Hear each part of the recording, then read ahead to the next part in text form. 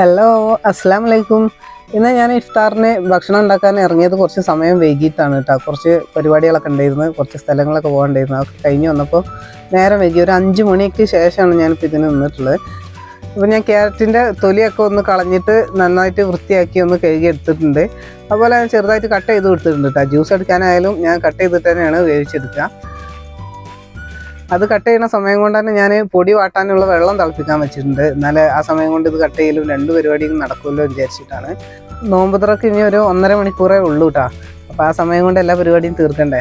ഇന്ന് നേരം വൈകാൻ ചാൻസ് ഉണ്ടെന്ന് അറിയാവുന്നതുകൊണ്ട് തന്നെ ഞാൻ കുറച്ച് സ്നാക്സ് വാങ്ങിയിട്ട് വിടും കേട്ടോ. അപ്പോൾ ജ്യൂസ് അടിക്കാൻ വേണ്ടിയിട്ടാണ് ഞാൻ ഈ ക്യാരറ്റ് ഇങ്ങനെ ചെറുതായിട്ട് കട്ട് ചെയ്യുന്നത്. നിങ്ങളെ മിക്സി പുതിയതും നല്ല വർക്കിംഗ് ഒക്കെ ആണെങ്കിൽ നല്ല വലിയ കഷ്ണമാക്കിയിട്ടൊക്കെ വേവിച്ചെടുക്കാം. ഞാൻ ഇത്ര ചെറുതാക്കി അറിയണത് എൻ്റെ മിക്സിൻ്റെ ആയുസ് കുറച്ച് കൂടിക്കോട്ടെ എന്ന് വിചാരിച്ചിട്ടാണ് കേട്ടോ. അപ്പോൾ ഞാനെല്ലാം കട്ട് ചെയ്തിട്ട് കുക്കറിലേക്ക് മാറ്റി കൊടുക്കുന്നുണ്ട്. ഇനി നമുക്കിതിൽ കുറച്ച് വെള്ളം ഒഴിച്ചിട്ട് ഒരു 2 വിസിൽ അടുപ്പിച്ചെടുക്കാം. ഒരുപാട് വിസിലടിച്ച് അത് വെന്ത് കുഴഞ്ഞ് പോകുന്നു വേണ്ട, ചെറുതായിട്ടൊന്ന് വെന്ത് കിട്ടിയാൽ മാത്രം മതി. വേവിക്കാതെ എല്ലാവരും ക്യാരറ്റ് ജ്യൂസ് ഉണ്ടാക്കും, അതും എനിക്കറിയാം. പക്ഷേ അതിനേക്കാളും ഞങ്ങൾക്കൊക്കെ ഇവിടെ ഇഷ്ടം വേവണത് തന്നെയാണ് കേട്ടോ. അപ്പോൾ ഞാൻ കുക്കറിലേക്ക് ആവശ്യത്തിനുള്ള വെള്ളം ഒഴിച്ചെടുത്ത് ഇനി കുക്കറൊന്ന് മൂടി വേവിക്കാൻ വെക്കാം.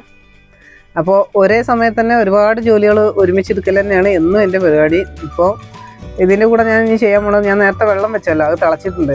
അപ്പോൾ ഒരു 4 കപ്പ് അരിപ്പൊടി എടുത്തിട്ടുണ്ട് കേട്ടോ. ഞാൻ ഉണ്ടാക്കുന്നത് നൂൽപുട്ടാണ്, ഇടിയപ്പം നൂൽപുട്ട് എന്നൊക്കെ പറയുമല്ലോ. അതിന് വേണ്ടിയിട്ടാണ് ഞാൻ ഈ പൊടി എടുത്തിട്ടുള്ളത്. അതിക്ക് ആവശ്യത്തിനുള്ള ഉപ്പും അതുപോലെ ഒരു ടേബിൾ സ്പൂൺ സൺഫ്ലവർ ഓയിൽ ഒഴിച്ച് കൊടുത്തിട്ടുണ്ട്. അത് എല്ലാ ഭാഗത്തൊന്നും മിക്സാക്കി കൊടുത്തതിന് ശേഷം നമുക്ക് ഈ തിളച്ച വെള്ളം അതിലേക്ക് അങ്ങോട്ട് ഒഴിച്ചിട്ടാണ് ഞാൻ വാട്ടിയെടുക്കുന്നത്. വെള്ളത്തിലേക്ക് ഇങ്ങോട്ട് ഇട്ട് കൊടുത്തിട്ടുണ്ടെങ്കിൽ പിന്നെ ഈ ഇടിയപ്പത്തിന് നമ്മൾ ചുറ്റിക്കുന്ന സമയത്തുണ്ടല്ലോ നല്ല പ്രഷർ കൊടുക്കേണ്ടി വരും. ഇതാകുമ്പോൾ പെട്ടെന്ന് തന്നെ ചുറ്റിയെടുക്കാൻ കഴിയും. അപ്പോൾ ഞാൻ തിളച്ച വെള്ളം തന്നെ ആ പൊടിയിലേക്ക് ലേശം ഒഴിച്ചിട്ട് ഞാൻ ഇളക്കി കൊടുക്കുന്നു കേട്ടോ. അപ്പോൾ ഇടിയപ്പത്തിൻ്റെ റെസിപ്പിയൊന്നും ഞാൻ പറയേണ്ട ആവശ്യം ഉണ്ടാവില്ല, എല്ലാവർക്കും അറിയണുണ്ടാവും. ഞാൻ എടുത്തിട്ടുള്ളത് പാക്കറ്റ് പൊടിയാണ്. ഇതിൽ നിന്ന് ഞാൻ കുറച്ചൊരു പൊടി എടുത്തിട്ട് ഒരു സ്നാക്കും കൂടെ ഉണ്ടാക്കാമെന്ന് കരുതുന്നുണ്ട്.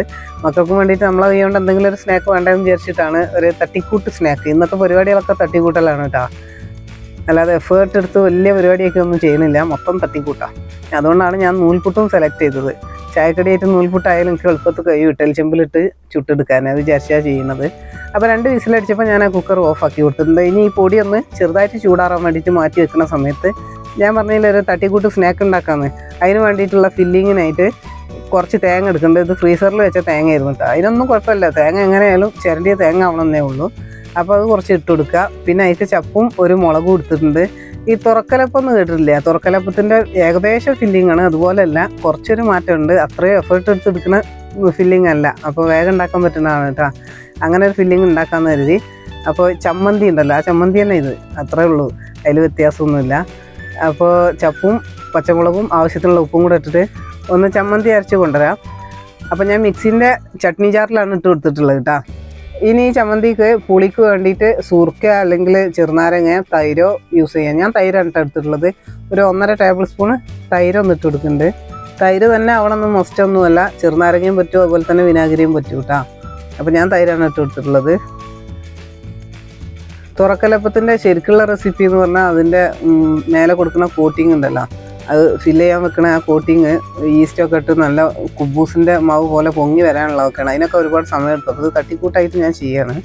ആ സമയം കൊണ്ട് തന്നെ ഞാൻ വെച്ചിട്ടുള്ള ക്യാരറ്റൊക്കെ വന്നിട്ടുണ്ട്. അപ്പോൾ ഞാൻ എയർ പോയപ്പോൾ അത് തുറന്ന് വെച്ചിട്ടുണ്ട്, ഇനി കുറച്ചൊന്ന് ചൂടാറി കിട്ടാൻ വേണ്ടിയിട്ട്. അപ്പോൾ നമ്മളെ ചമ്മന്തി ഇവിടെ റെഡി ആയിട്ടുണ്ട്. അതൊരു പാത്രത്തിലേക്ക് മാറ്റി കൊടുക്കാം.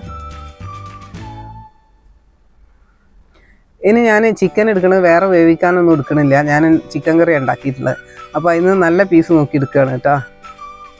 അങ്ങനെ എടുത്താലും മതി. ഇനി ചിക്കൻ വേറെ ആണെങ്കിൽ കുറച്ച് കുരുമുളക് പൊടിയും ഉപ്പും ഒക്കെ ഇട്ടിട്ട് ഒന്ന് വേവിച്ചെടുത്താൽ മതി. ഒരുപാട് മസാലേൻ്റെ ഒന്നും ആവശ്യം ഉണ്ടാവില്ല. കുരുമുളക് പൊടിയും മഞ്ഞൾപ്പൊടിയും ഉപ്പും കൂടെ ഇട്ടിട്ട് ഒന്ന് വേവിച്ചെടുത്താൽ മതിയാവും. ഞാനത് കറിയിൽ നിന്ന് തന്നെ എടുക്കുകയാണ്, അതാണ് തട്ടിക്കൂട്ട് എന്നൊക്കെ പറയാൻ കാരണം. അപ്പോൾ ഇതൊക്കെ ഒന്ന് പിച്ചെടുക്കാം.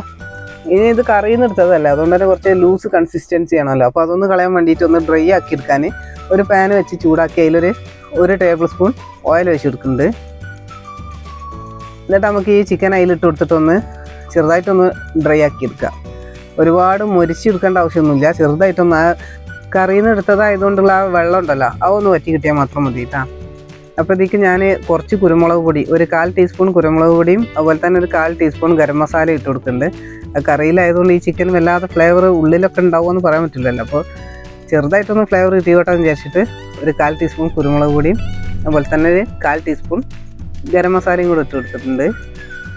ഇപ്പോൾ തന്നെ ഇതിൽ വെള്ളമൊക്കെ വറ്റിയിട്ടുണ്ട് കേട്ടോ. ഇനി ഞാൻ ഒരുപാട് മൊരിച്ചെടുക്കണമൊന്നുമില്ല. ഒന്ന് ഇളക്കി കൊടുത്ത് മസാല ഒന്ന് മിക്സാക്കി കൊടുത്ത പാടന്നെ ഞാൻ ഫ്ലെയിം ഓഫാക്കി കൊടുക്കാൻ കണ്ടിട്ടുണ്ട്.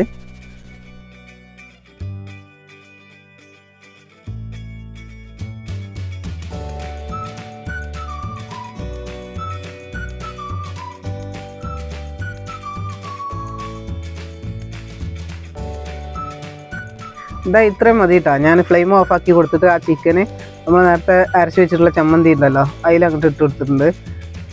ചമ്മന്തി എന്ന് പറഞ്ഞാൽ ഒരുപാട് തേങ്ങ അരച്ച് പേസ്റ്റ് ആക്കി എടുക്കേണ്ട ആവശ്യമില്ല. നമ്മൾ ചമ്മന്തിക്ക് അരക്കണ പോലെ ജസ്റ്റ് ഒന്ന് ക്രഷ് ആക്കി എടുത്താൽ മാത്രം മതി കേട്ടോ. എന്നിട്ട് അതിൽ ഈ ചിക്കൻ ഒന്ന് മിക്സ് ആക്കി കൊടുക്കുക. ഇത്ര ഉള്ളത് ഫില്ലിങ്. അപ്പോൾ ഫില്ലിങ് അവിടെ റെഡി ആയിട്ടുണ്ട്. ഇനി ഈ പൊടി ഒന്ന് കുഴച്ചെടുക്കട്ടെ. അപ്പോൾ പൊടി ഞാൻ നന്നായിട്ടൊന്ന് കുഴച്ചെടുത്തിട്ടുണ്ട്. ഇനി ഇതൊന്ന് മൂടി വെക്കാം. എന്നിട്ട് ജ്യൂസിൻ്റെ പരിപാടികളൊക്കെ ഒന്ന് നോക്കട്ടെ.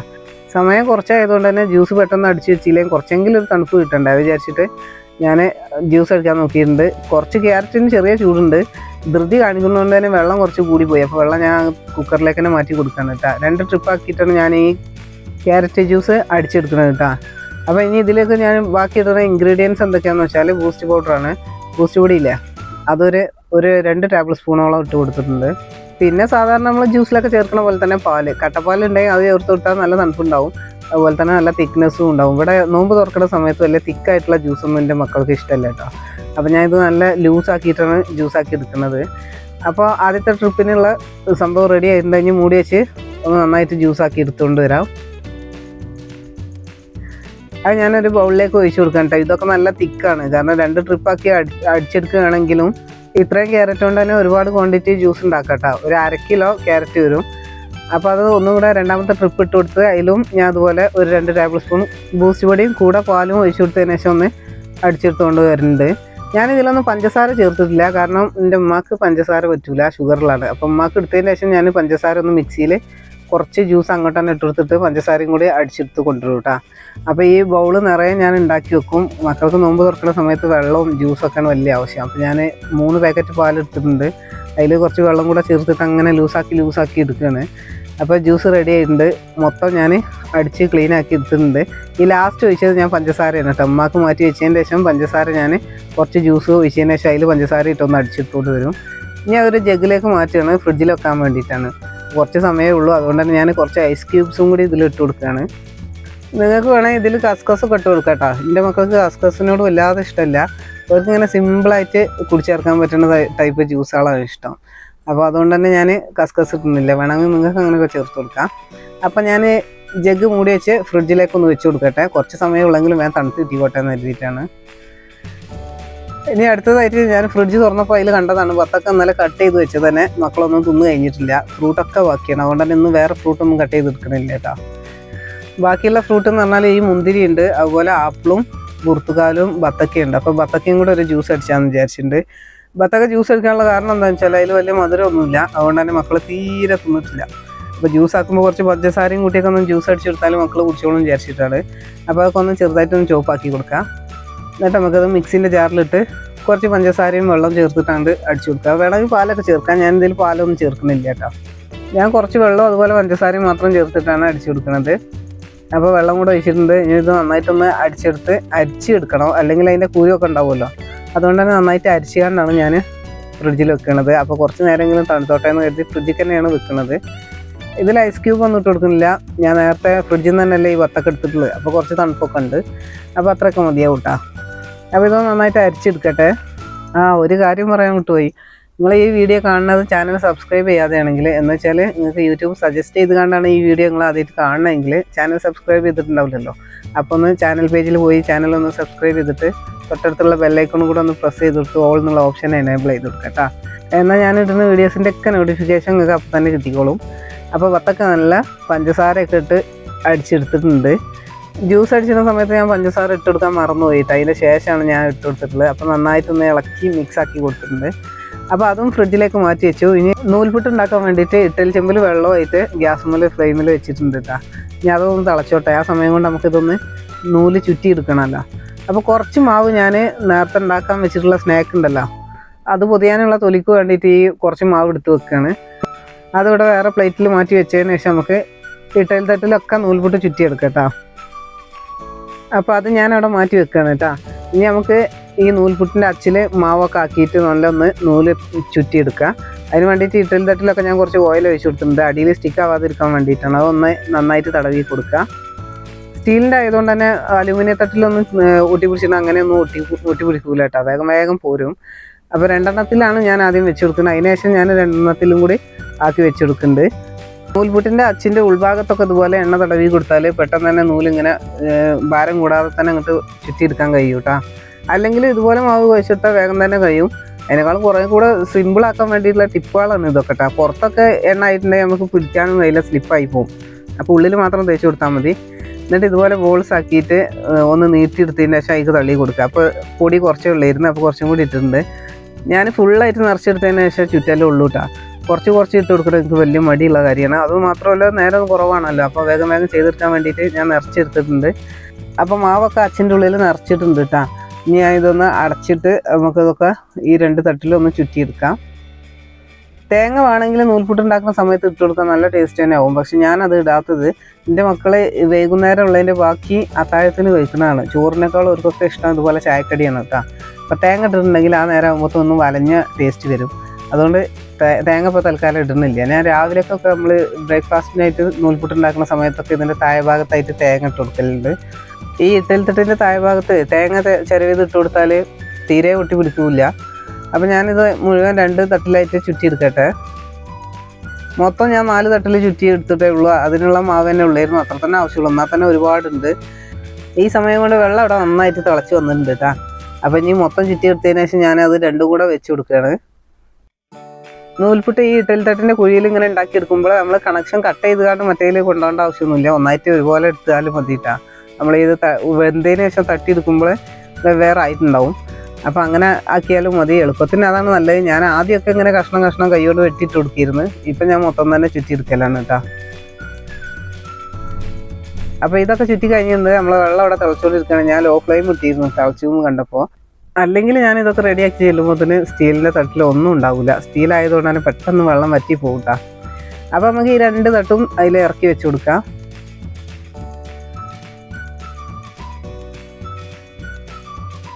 ഇനി അതൊന്ന് വേണ സമയത്ത് 2 തട്ടിലും കൂടി ഞാൻ നൂൽപുട്ടൊന്ന് ചുറ്റിച്ചെടുക്കുന്നുണ്ട് കേട്ടോ. എന്നാൽ പിന്നെ ഇത് വേണ സമയത്ത് അത് അവിടെ ചുറ്റൽ റെഡി ആവുകയും ചെയ്യും. പിന്നെ അത് വെന്തതിന് ശേഷം മാറ്റിയിട്ട് കൊടുത്താൽ പോരെ. അതോടുകൂടി നൂൽപുട്ടിൻ്റെ പരിപാടിയൊക്കെ തീർന്നുണ്ടാവും. പിന്നെ നമുക്ക് സ്നാക്ക് ഉണ്ടാക്കാൻ മാത്രമേ ഉണ്ടാവുള്ളൂ കേട്ടോ. അപ്പോൾ ഈ ട്രിപ്പ് ഇവിടെ വന്നിട്ടുണ്ട്. ഞാനത് ഒരു ബൗളിട്ട് അതിൽ കൊട്ടി കൊടുക്കുകയാണ്. ഇന്ന് റമദാൻ 4 കേട്ടോ. അപ്പോൾ 3 ദിവസത്തിൻ്റെ വ്ളോഗായിട്ടും വീഡിയോസായിട്ടൊക്കെ ഞാൻ ചാനലിൽ പോസ്റ്റ് ചെയ്തിട്ടുണ്ട്. അപ്പോൾ കണ്ടിട്ടില്ലാത്തവരൊക്കെ ഒന്ന് പോയി കണ്ടു നോക്കാം കേട്ടോ. വീഡിയോ ഇഷ്ടമായെങ്കിൽ ലൈക്ക് കൊടുക്കാനൊന്നും മറക്കരുത്. അപ്പോൾ ഞാൻ രണ്ടാമതും 2 തട്ട് ഇഡ്ഡലി ചെമ്പിലേക്ക് വെച്ച് കൊടുക്കുന്നുണ്ട്. അതവിടെ കിടന്ന് വേവട്ടെ. ആ സമയം കൊണ്ട് നമുക്ക് സ്നാക്സ് ഒന്ന് റെഡിയാക്കാൻ നോക്കാം കേട്ടോ. അപ്പോൾ ഇതാണ് ഞാൻ ആദ്യം എടുത്ത് വെച്ചിട്ടുള്ള 2 തട്ട് നൂൽപുട്ട്. അപ്പോൾ ഇനി ബാക്കി 2 തട്ടും കൂടെ ഉണ്ടാക്കാനുണ്ട്. അപ്പോൾ തന്നെ ഒരുപാട് ക്വാണ്ടിറ്റി ഇല്ലേ. ഇനി നമുക്ക് സ്നാക്കിന് വേണ്ടി മാറ്റി വെച്ചിട്ടുള്ള കുഴച്ചിട്ടുള്ള പൊടി ഉണ്ടല്ലോ, അത് ആ ചെമ്പിലേക്ക് തന്നെ ഇട്ട് കൊടുത്തിട്ട് അതിലേക്ക് ഒരു 1/2 കപ്പ് മൈദയും കൂടെ ഇട്ട് കൊടുക്കുന്നുണ്ട്. അതെന്തിനാണെന്ന് വെച്ചാൽ എണ്ണയിലിട്ടാണ് നമ്മളിത് പൊരിച്ചെടുക്കുന്നത്. അപ്പോൾ ആ സമയത്ത് അരിപ്പൊടി ആകുമ്പോൾ പെട്ടെന്ന് പൊട്ടി പോകാനുള്ള ചാൻസ് ഒക്കെ ഉണ്ട്. അതുകൊണ്ട് കുറച്ച് മൈദയും കൂടെ ചേർത്ത് കൊടുത്താണ്. ആ മൈദ ഇട്ടുകൊണ്ട് തന്നെ ഒരു ഇത്തിരി ഉപ്പും കൂടെ ചേർത്തിട്ടുണ്ട്. പിന്നെ കുറച്ച് വെള്ളം കൂടെ ആഡ് ചെയ്തിട്ട് ഒന്ന് പാകത്തിനാക്കിയിട്ട് കുഴച്ചെടുക്കുക. എന്നിട്ട് കയ്യിൽ ഒട്ടി പിടിക്കാതിരിക്കാൻ വേണ്ടിയിട്ട് കുറച്ച് എണ്ണയും കൂടെ തടവിയിട്ടുണ്ട് കേട്ടോ.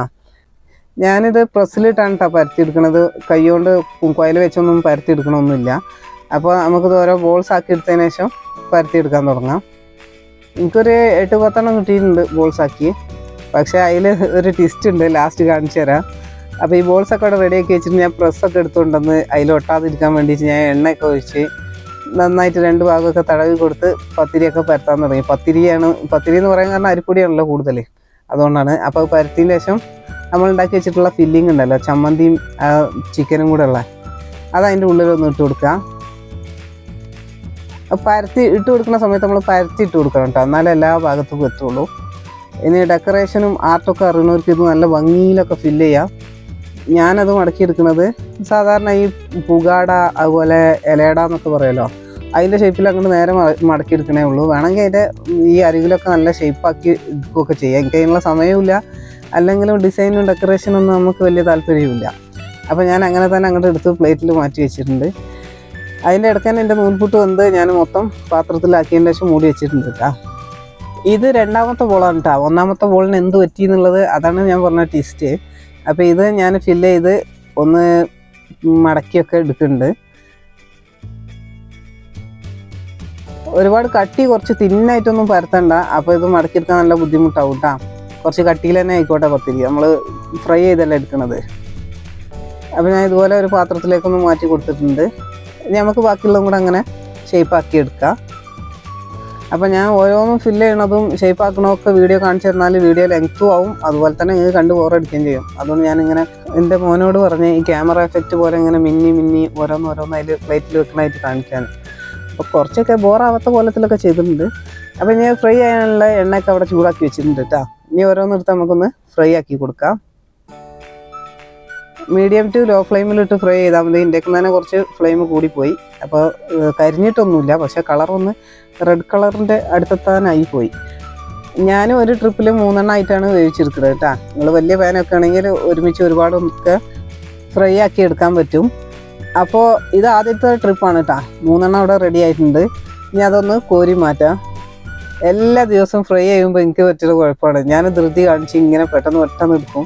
അപ്പോൾ അങ്ങോട്ട് തന്നെ വീഴും, എണ്ണ തെറിച്ചും കൈമലൊക്കെ ആവും, അങ്ങനെയൊക്കെ ഉണ്ട്. അപ്പോൾ എല്ലാവരും ഈ ഫ്രൈ ചെയ്യുന്ന സമയത്ത് എണ്ണ തെറിക്കണമൊക്കെ നല്ലോണം ശ്രദ്ധിച്ചോളാം കേട്ടോ. എനിക്ക് തന്നെ എപ്പോഴും പറ്റുന്ന അബദ്ധങ്ങളാണ്. ഒന്നാമത്തെ നമ്മൾ സമയമില്ലാതെ പെട്ടെന്ന് ആവണം വിചാരിച്ച് ചെയ്യുമ്പോഴാണ് ധൃതി കൂടുന്നത്. അങ്ങനെ അല്ലാതെ സാവകാശത്തിലൊക്കെ ഒന്ന് ചെയ്ത് നോക്കുക. അപ്പോൾ ഞാനിത് മൊത്തം ഒന്ന് ഫ്രൈ ആക്കി എടുക്കട്ടെ കേട്ടോ. അപ്പോൾ ഇപ്പോൾ ഞാൻ റെഡിയാക്കി വെച്ചതൊക്കെ ഫ്രൈ ആക്കി എടുത്തിട്ടുണ്ട്. ഇനിയാണ് ഞാൻ നേരത്തെ പറഞ്ഞ ട്വിസ്റ്റ്. ഞാൻ ആദ്യം ഉണ്ടാക്കിയതന്നെ ഇതുപോലെ എടുക്കുന്ന ഇതിലെടുക്കുന്ന സമയത്ത് ഒട്ടിപ്പോയി കേട്ടോ. അപ്പം ഇനി ഇത് എന്താ ചെയ്യണമെന്ന് അറിയാം. ഒന്നും വേസ്റ്റാക്കി കളയേണ്ട ആവശ്യമില്ല. നമ്മളിതുപോലെ കയ്യിലിട്ട് മൊത്തത്തിൽ അങ്ങനെ വൃഷ്ടി കൊടുക്കുക. ആ ചമ്മന്തിയും ചിക്കനും പൊടിയും എല്ലാം കൂടെ നല്ലപോലെ ഒന്ന് മിക്സ് ആക്കി എടുത്താൽ മതി. അത് ഈ ചിക്കനും ചമ്മന്തിയൊക്കെ പുറത്തായിട്ടുണ്ടെങ്കിൽ പൊട്ടി തെറിച്ചോ എന്നൊക്കെ പേടിച്ചേണ്ട ആവശ്യമില്ല. ഞാൻ എക്സ്പീരിയൻസ് ആണ്, ഞാൻ ഉണ്ടാക്കി നോക്കിയപ്പോൾ നല്ല സൂപ്പറായിട്ട് കിട്ടി. വല്ലാതെ തിന്നാക്കാതെ ഒന്ന് അമർത്തി കൊടുത്താൽ മാത്രം മതി കേട്ടോ. അപ്പം നല്ല ഷേപ്പാണ് ഇതിൽ വെന്ത് വന്നപ്പോൾ ഉണ്ടായതും. എൻ്റെ അടുത്തുനിന്ന് 5 ബോൾ കേടുവന്നിരുന്നു കേട്ടോ. അപ്പോൾ 5 ഞാൻ റീയൂസ് ചെയ്തെടുത്തിട്ടുണ്ട്. ഇനി ഇങ്ങനെ തട്ടിക്കൂട്ടി ഉണ്ടാക്കിയതായതുകൊണ്ട് തന്നെ ഇത് ടേസ്റ്റ് ഇല്ല എന്നൊന്നും വിചാരിച്ചേണ്ട. ഇത് 100% ഷുവറാണ്, അടിപൊളിയായിട്ടുള്ള സ്നാക്കാണ് കേട്ടോ. ഞാൻ കഴിച്ചതിൻ്റെ ശേഷമാണ് ഈ വോയിസ് ഓവറൊക്കെ കൊടുക്കുന്നത്. അപ്പോൾ അത്രയും ഉറപ്പായതുകൊണ്ടാണ് പറയുന്നത്. നിങ്ങൾക്ക് ഇതേ റെസിപ്പി വെച്ച് തന്നെ ചെയ്ത് നോക്കാം കേട്ടോ. എളുപ്പത്തിൽ ഉണ്ടാക്കാനും പറ്റും. അതുപോലെ ഒരുപാട് ഫില്ലിങ്ങിന് വിചാരിച്ച് ഒരുപാട് റിസ്ക് എടുത്ത് നമ്മൾ അവിടെ നിന്ന് സാധനങ്ങൾ തപ്പിയെടുക്കേണ്ട കാര്യങ്ങളൊന്നുമില്ല. വേഗം ഉണ്ടാക്കാൻ പറ്റുന്നൊരു റെസിപ്പിയാണല്ലോ. ഞാൻ കാശ് കൊടുത്ത് വാങ്ങിച്ചിട്ടുള്ള സ്നാക്സിനേക്കാളൊക്കെ എൻ്റെ മക്കൾക്ക് നന്നായിട്ട് ഇഷ്ടപ്പെട്ടതും ഇതാണ് കേട്ടോ. അപ്പോൾ അതെല്ലാം ഒന്ന് പൊരിച്ച് കോരി വെച്ചിട്ടുണ്ട്. ഇനി ഇതൊന്ന് നന്നായിട്ടൊന്ന് അറേഞ്ച് ചെയ്ത് വെച്ച് കാണിച്ചു തരാം. അപ്പോൾ ഇതൊക്കെയാണ് ഇന്ന് ഞങ്ങൾക്ക് ഇഫ്താറിന് ഉണ്ടായിട്ടുണ്ടായിരുന്നത്.